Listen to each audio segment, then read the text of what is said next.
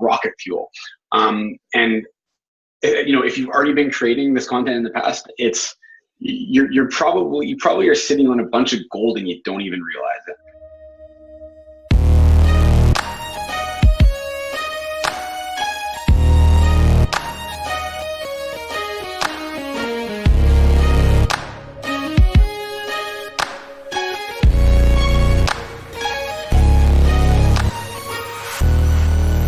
You're listening to the Brand Growth Project with Rob J. Green and myself, Ryan McKenzie. And today we're talking about how to provide value to your market and generate sales without jamming your sales letter down your market's throat.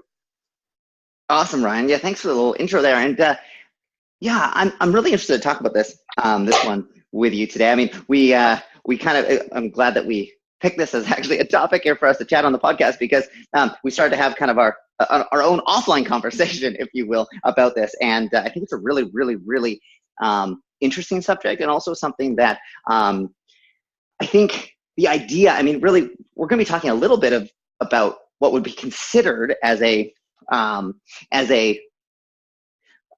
concept, considered basically content marketing, right? But at the same time, not using content marketing in the full-on traditional way that content marketing is used. I think there's a lot of misconceptions around content marketing and how to create it, but more importantly, how to actually leverage quote unquote content marketing to generate sales, how to build that trust with your prospects, with your market, and also how to get and hold the attention of your market, of your prospects, right? Because if we really think about in this day and age, I mean, online attention really is the new brand currency, right? The ability to get and hold attention, provide value, build trust.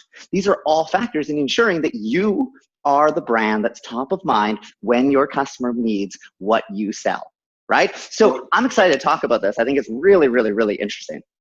Yeah, I'm stoked about it too. Like, for a long time we've been creating content, whether it's like on our blogs or through YouTube videos or Facebook videos, and we've had that, and that's been kind of like one segment of our business, and then the other segment of the business is doing all this direct response stuff. And what's really cool when you dig into all that content, especially if you've been making it over all this time, is when you can combine the direct response side of the business with all the content that you either have already created or are planning on creating in the future. You get it's like rocket fuel. And if you've already been creating this content in the past, you probably are sitting on a bunch of gold and you don't even realize it. So obviously you mentioned there's the trust, and there's the attention and all these factors. And another thing that people often overlook is it's usually a lot cheaper to send traffic to an article than it is to a sales letter. So if you can get a piece of content converting at a rate that you can get a positive return on ad spend, you are creating a hell of a lot better user experience for your audience. For sure. And actually what you're speaking to there with the idea of the cost to send someone to an article, right, versus say a sales letter. It's when you look at, say, using, we talk a lot obviously on here about the Instagram, Facebook advertising ecosystem, right? But we think when it comes to where you're sending that traffic, right? There's a big difference between sending to a product page, sales page, home page, conversion type element, right? Versus sending to content, right? Which is usually less expensive. But if we go even a step further back, when we're talking about content, I mean, often we think about content, we're thinking about blog posts, right? That's the primary thing. But you mentioned, when you were talking about that a second ago, you mentioned, videos as well. And what's really interesting is that not only is it cheaper to send people from Facebook to content versus a sales page, it's also, if you actually go a step further back and you actually take a video, you take that content and that video is uploaded into Facebook natively, right, as a native video, and then you run traffic to the video. So basically trying to get people to watch and consume your content on the Facebook platform, that drives costs down even further, right? So you have these elements of, there's these tools and there's these opportunities available within the most powerful marketing and advertising systems really ever been created in the history of advertising. We have this ability to actually run content in the ecosystem that doesn't drive people out of the ecosystem, but still builds an audience, still builds a retargeting list essentially, but on the platform for pennies on the dollar. Like when people talk about the cost of Facebook ads going up, that is true. There's more competition, et cetera. But most of that increasing cost is happening on purchase conversion objective ads, right? It's not happening the same way on ads that are driving people to content, or even more so, ads that are driving people to consume content on the platform. So engagement objectives, video view objectives, all of that. So I think you touched on something really, really, really important to get there, is that your costs can come down dramatically. So if you can actually use content to build that trust, build that brand, right? Build that attention, but have that performance element where the goal is to still sell product and to still have it measurable, right? And this is really part of the backbone. I don't think we've talked about a ton on here yet, but of my performance attention framework around how we use different types of content and different objectives in order to achieve that direct response, performance-based branding essentially at the same time. So I think that was a huge thing there. The cost of putting content in front of people is so much less than going to a product page.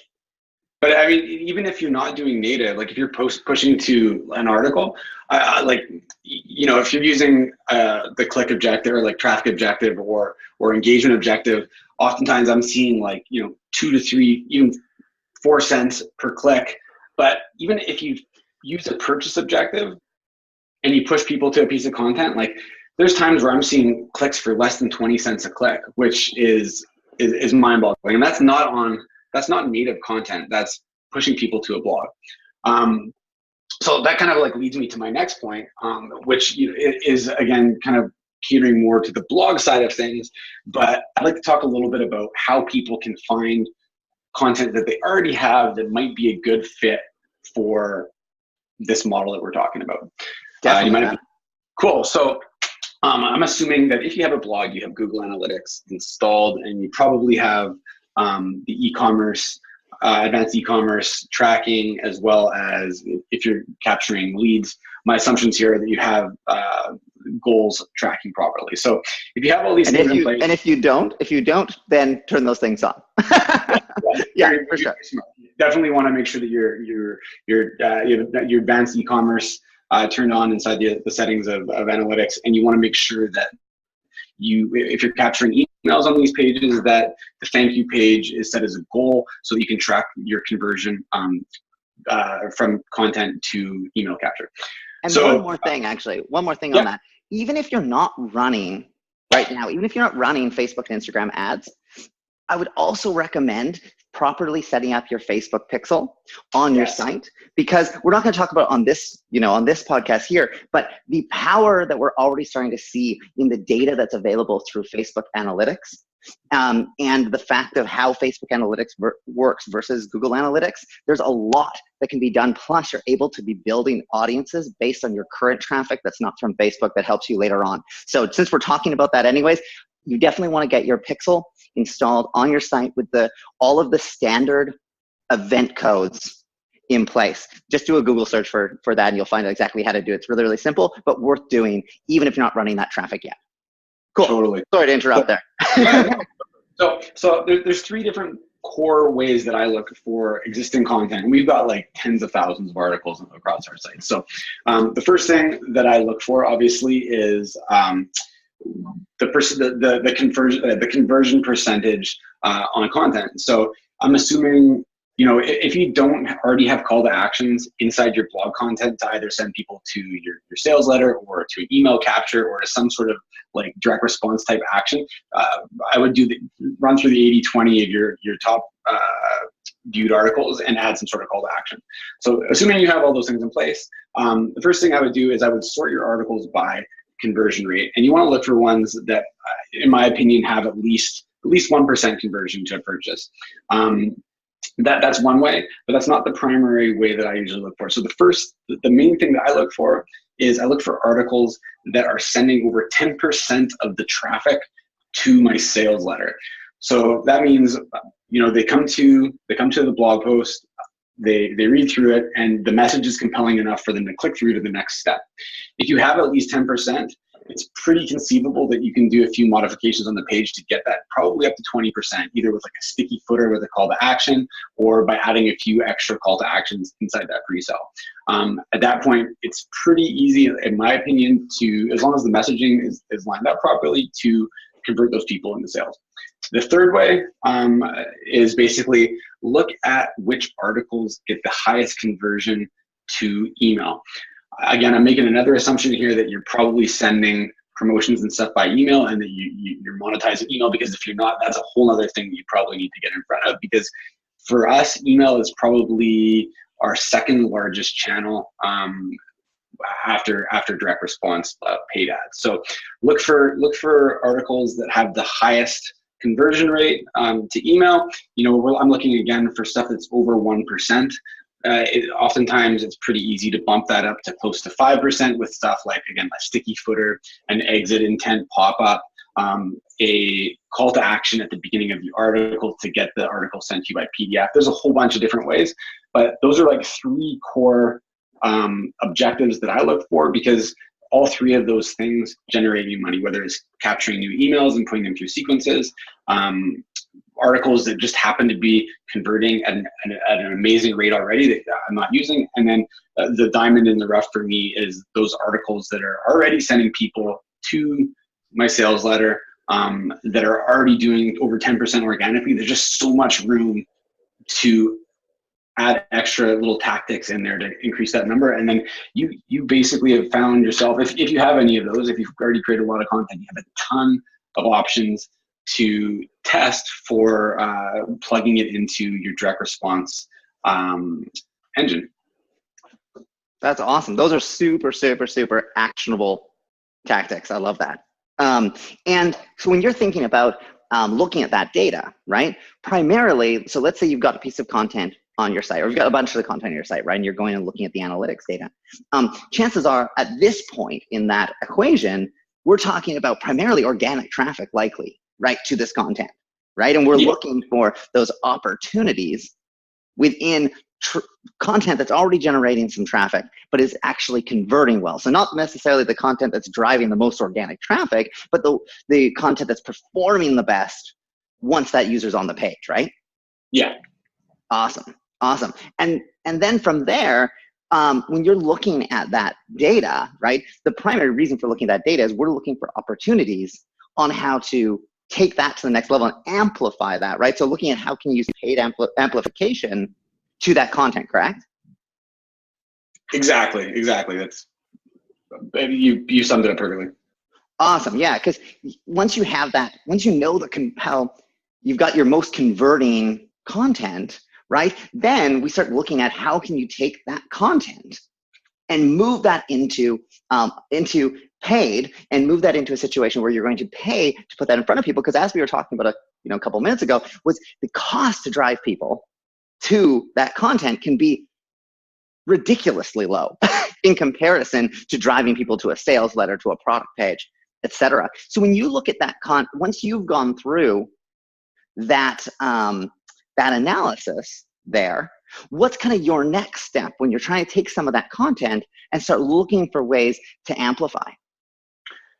So I mean, it kind of depends on what I'm looking for and which of those three are of the farming techniques that I pointed out above or earlier. But typically, if I was my main one is looking for articles that are over 10%, and from there I will my first step is typically testing them mid funnel. So we have I want to call it like an engagement layer that's in the middle of our Facebook funnel, and it's obviously a warmer audience. but that's usually my first spot. I'll plug it in there, and I kind of take a look and see what our conversion rates look like, and then from there we'll test out moving it to like top of funnel and see how it performs with cold. And it's funny, a lot of the times it performs just as well cold as it did to a warm audience. And one other little tactic that I do like to employ with this is I like to look back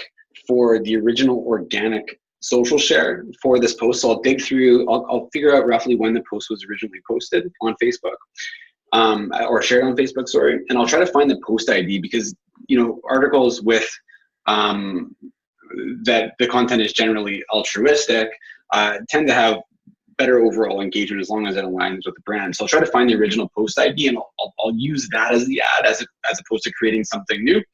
It usually, I don't want to say always works better, but, you know, social proof is a huge thing on Facebook. So I try to leverage social proof that already exists. And yeah, I'll plug that in. That's kind of where we go from it. Sometimes things work awesome in the middle of the funnel. Sometimes things work awesome at the top, and vice versa. It's kind of all over the place. So you really have to test it. How about you? Where are you when it comes to all that your brand performance framework? Where are you plugging content in on your funnel? Yeah, so your ad frameworks. Yeah, so basically two things. So first off, actually, before I talk about that, I just wanted to touch on the tactic that you were just talking about with taking the post ID. I think that's really, really important. I think a lot of people don't look at using the actual post ID when they're running ads to ensure they're actually using the post that has that engagement. So just to dive a little bit deeper into that strategy, basically what Ryan was saying there is when the content was initially, so the content may be on the blog, right? Maybe on your site. But when that content was initially shared on Facebook by the brand, right? By the brand, and that original share where you're going to have all of that organic engagement on that, it's actually going back and finding that piece of content, the post ID for that ad, and actually using that as basically an existing post that you're driving traffic to within your actual ad set. So the ad is an existing post, not a new created ad driving traffic to that. Would that be about right there, Ryan? Yeah, exactly. Cool.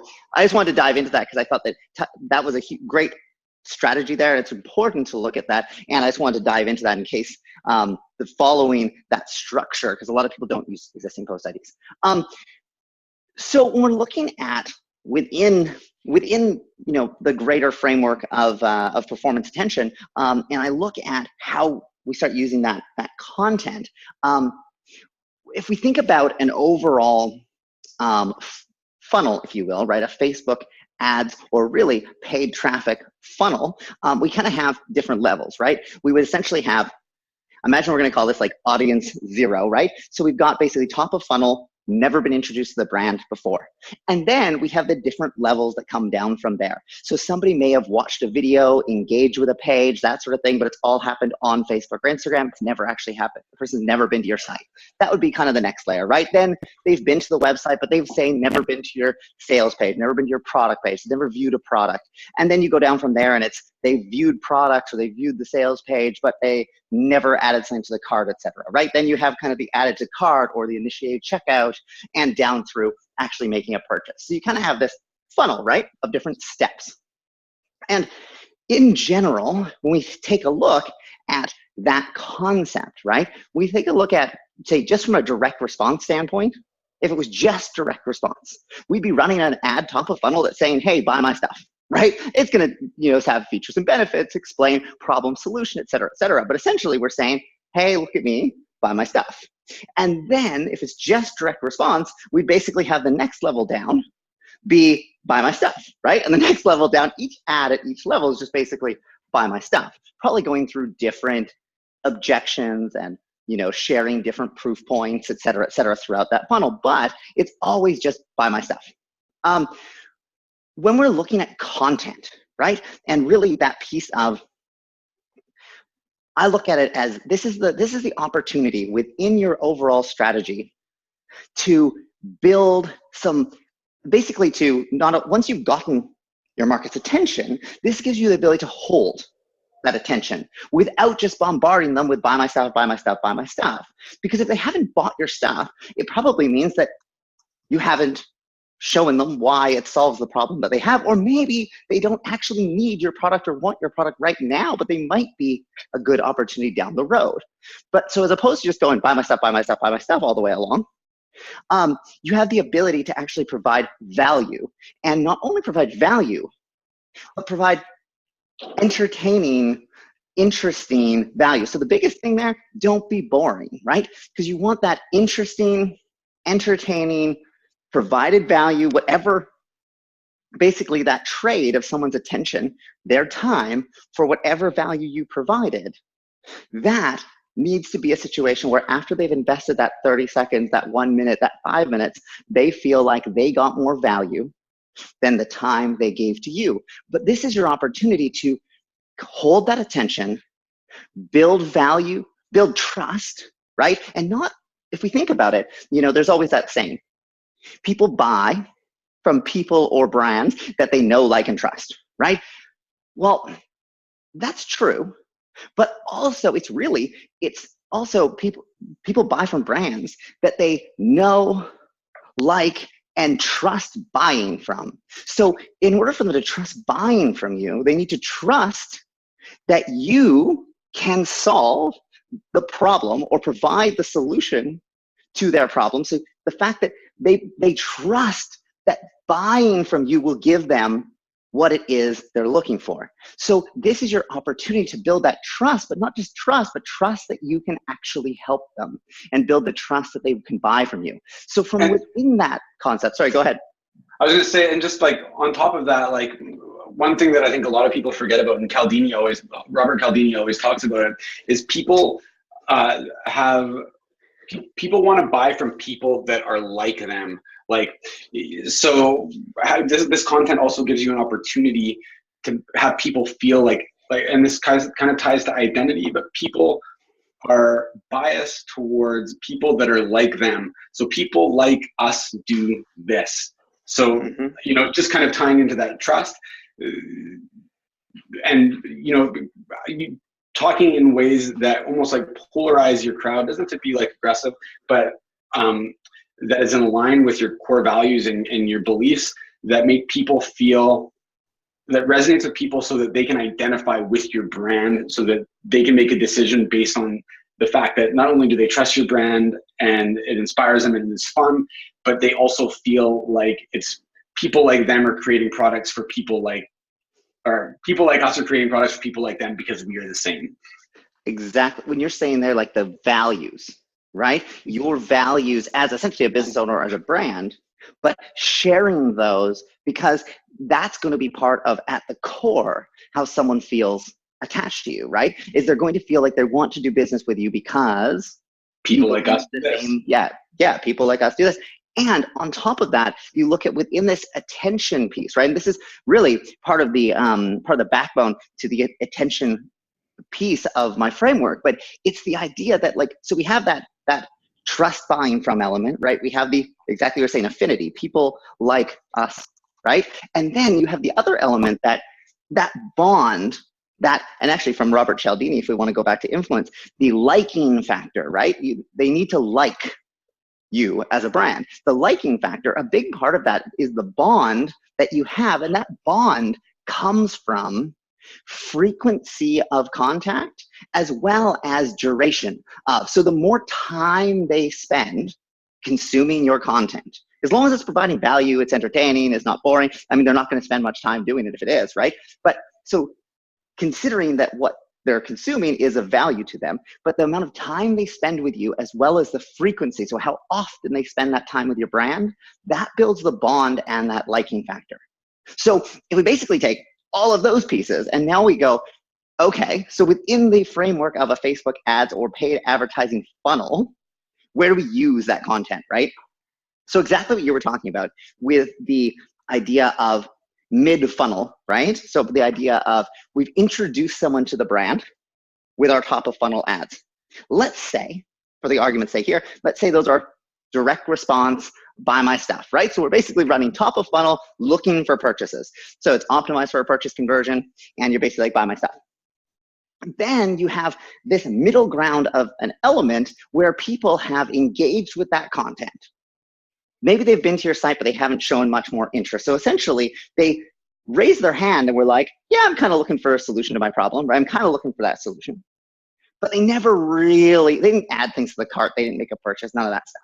So essentially, they've raised their hand. That is a really good opportunity within your funnel to use content very strategically to build, to have increase the frequency of contact with your prospects, to increase the duration of time, the duration of attention they're giving to you, as well as provide value, entertainment, and build the trust that you can actually help them.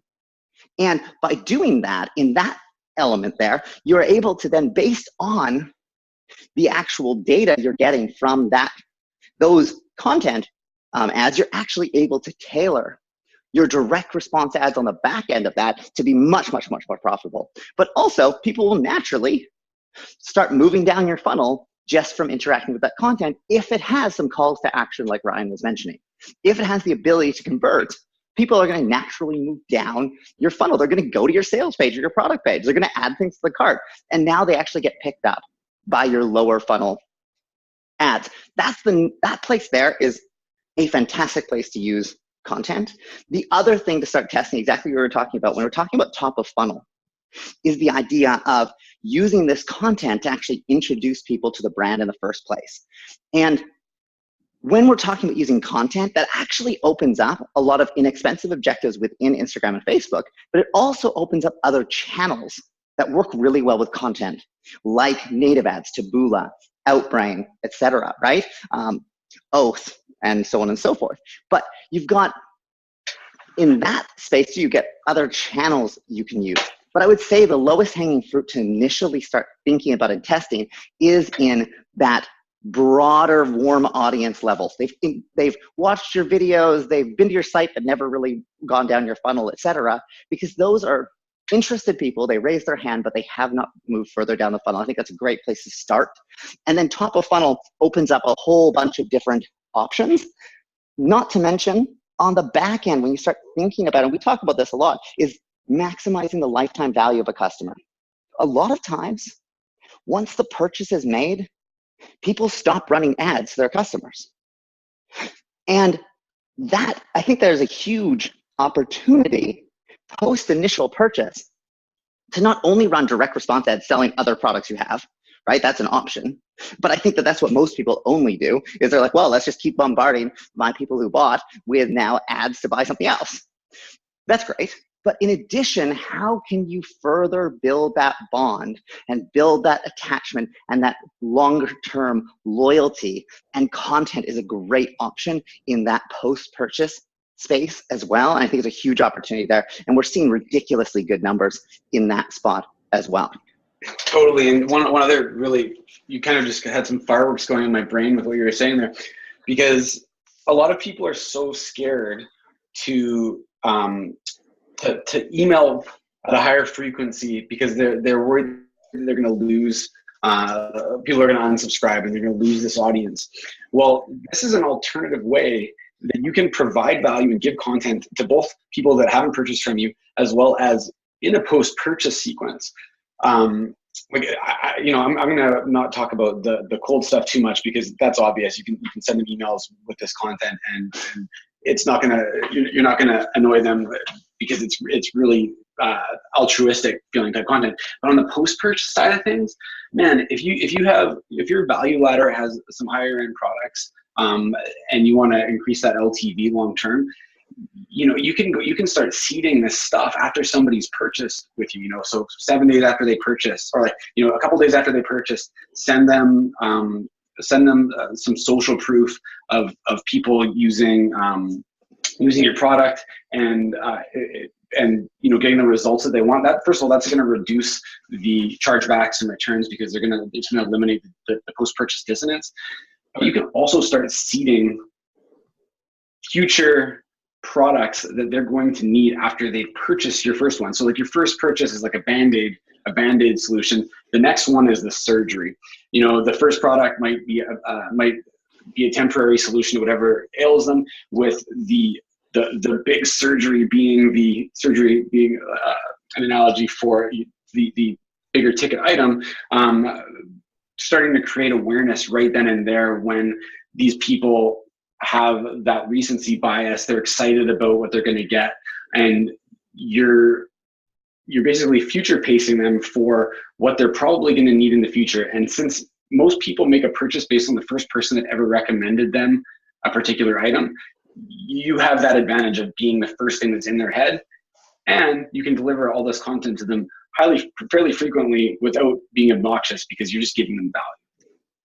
For sure. And also on that back end, when you're thinking about those ads, another thing is looking at, you were saying like sharing things about people getting success with the product, right? Because it's going to help with lowering refund rates, etc. The other cool part is if you actually share if you share content that works in testimonials and reviews from customers that are in the structure that are the most valuable to you, then by showing those ads to people post-purchase, not only do they feel better about their purchase, but it actually shows them that it works. It helps them actually get into using the product. But then when they decide, it's going to be a little more ingrained in them that once they get the success with the product, to provide a review. It's a very subtle way of suggesting that. And then on top of that, you also have the element of the structure of the review. So the reviews that you've been seeding people with is actually going to influence how they provide those testimonials and those reviews to you. So it's actually really, really cool because you can help them provide that content to you in the way that is actually most useful as well. And Totally. You talked a little bit about the seeding other products. The other cool thing is if we think about this content that we're sharing, especially to really warm audiences like customers, you start to be able to share content, especially in this day and age where we have different channels. Like we've got Instagram and Instagram stories and all of these things, which are almost like this behind the scenes, can almost be this behind the scenes of a brand, right? And if you really start to build that bond with your customers, you can actually start seeding through channels like that. You can actually start seeding information about new products that are in development, right? You're sharing those behind the scenes. You're talking about, we're currently developing this, and you can start sharing that in advance of when you actually are going to launch it. So essentially it becomes all of this pre-selling of when you launch that product, and people are already excited about it by the time you launch it. So you're not just coming out with this new product and then going, hey, look at this thing we have. Your best customers have actually already built a bond with you on that. And the cool part is you can actually use that higher in the funnel too, and actually have those customers that have been following you, those prospects that have been following you for a long period of time, start seeing that type of content too. Because really, when we're talking about Instagram stories, it is a ridiculously underpriced attention right now. And I think it's a huge, huge opportunity throughout the entire funnel, but really around that content, that behind the scenes, building that bond with your customers and with prospects. Even ties back to the whole Cialdini likeness thing. When people see the behind, like if people like us do things like this, and I think Seth Godin's been going on and on a lot about that recently as well in his marketing book. But I think like we've tested that quite a bit. The behind the scenes thing, people love it. People love seeing that there's real people behind brands that they can relate to. It's the idea that people buy from people more than they buy from brands, right? But now I think we've covered a lot of stuff here. One thing I'd love to do also before we wrap this up, since it's probably getting to be a little bit longer of an episode, but I really like some of the stuff we got into there, is the idea of creating this content, right? What are some quick takeaways that we can kind of look at for how to create this content, or how we should think about that? What are some of the main things that you think about? So there's a quick little checklist. First of all, you don't want the content to be too long. Like you want somebody to be able to consume the whole thing and not get bored. So keeping it short and simple. You want to make sure that there's something actionable inside the post. As far as I'm concerned, like people need something to feel like there's a takeaway. Otherwise, it just feels like fluff. Like you mentioned earlier, you want to make sure that it's entertaining, especially if you're interrupting them on a Facebook ad. Maybe not if it's maybe if it's a Google display or search ad or something like that, it doesn't have to be quite as entertaining because they might be looking for a solution. But if you're doing Facebook, definitely entertaining. Educational is important too, so edutainment. And then the third thing, or I don't even remember how many things I said, but the next thing would be making sure that it's inspirational and that it can somehow tie back to an identity. People do things because they want to both feel that they are a certain type of person and they want other people to feel that they're that person as well.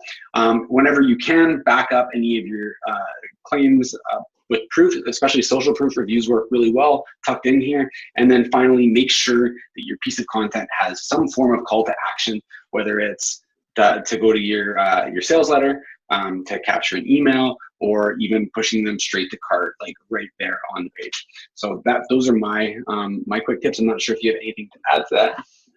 A couple of quick things that I think I love the piece of that those brand values, right? And the people like us do this, right? That piece is really, really important. I think the other piece is always thinking about the fact that it's building that liking factor, right? So it's building that liking factor. It's building that affinity, which is what we're talking about with the people like us piece. In addition, so we're talking about like, don't be boring, right? That's probably the biggest thing. Don't be boring. Provide some sort of value so that when somebody gives you that 15 seconds of time on an Instagram story, or they give you 5 minutes reading a blog post, they need to get more value from their time investment than they need to get more value than the time investment was worth in their head. So they feel like they want to come back again when you have more content that you put out.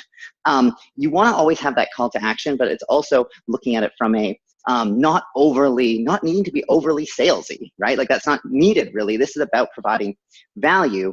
And so, and think about the content being native to the platform. If you're creating a blog post that's going to show up in, say, Google search when someone's searching for an answer to a question, you're providing a valuable answer to the question, right? If you're creating a Instagram story around, say, something behind the scenes, that's totally different, right? You're not answering a question in that place. So really thinking about the natively, what content makes sense for that, for not only that channel, but also how you're presenting this to the prospect, how they got to this content. That's super, super, super important. And the last piece for me that I always actually I have two last quick pieces. One of them is around beliefs. And it's that idea that in order for someone to make a purchase from you, they need to have a specific belief, or often a few beliefs about you as a brand, about the product, about themselves, et cetera, et cetera. So thinking about it as what is that one belief that that piece of content is going to help someone get to. And then the last piece is humans really, really think in stories. And if you're able to build your content around a story, even if it's just a story about something that's going on behind the scenes developing a product, and basically positioning it as this story of what happened piece, right? Or a story of a customer who used a product, et cetera, but a story. Humans really, really, really pay attention to stories. And if you want to be not boring, you want to provide value, you want to provide insights and inspiration and everything to your customers, the more you can become good at storytelling, the better. I'd say that was my last point there. Well, we are running short on time here, so let's settle up here. And where can people find you on social media? You can find me on Instagram or Facebook at Rob J. Green Official, or online at robjgreen.com. How about you, Ryan? Where can they track you down? You can find me on Twitter at Rye McKenzie, RYEMCKENZIE, or on Facebook at The Rye McKenzie. Awesome, man. This was fantastic. It was a long one, but I think we got through a lot of really cool, a lot of really actionable, tangible tactics and everything. So I'm actually excited to go back and listen to that. So thanks for joining me. Thanks for listening, guys. And I look forward to our next call. Have a good one, guys. Awesome. Cheers, then.